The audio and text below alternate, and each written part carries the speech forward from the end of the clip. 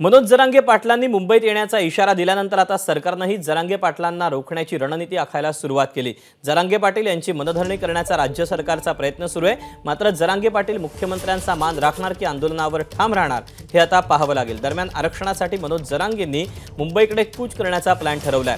मुंबईत धडक दिल्यावर सरकार आरक्षणाबाबत गांभीर्याने निर्णय घेईल असं मनोज जरांगे यांनी म्हटलंय। तसंच लवकरच मुंबई दौऱ्याचं वेळापत्रक जाहीर करणार असल्याचंही जरांगे यांनी सांगितलं।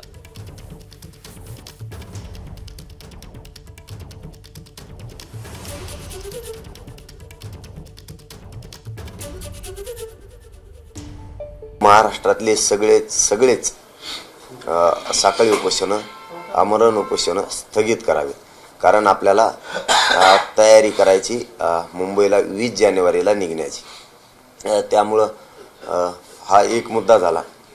आणि दुसरा की आंतरवालीतलं मात्र सुरू राहणार आहे। आपल्याला आता सगळी बघण्याची तयारी सुरू झाली।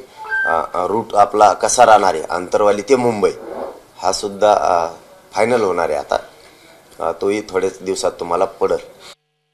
आपल्याला आपले लेकरं मोठे करायचे, त्यांना आरक्षण मिळवून द्यायचे। त्यामुळे आपण घरी राहून तरी काय करणार आहे? त्यामुळे आपल्याला सगळे कामं उरकून ठेवा।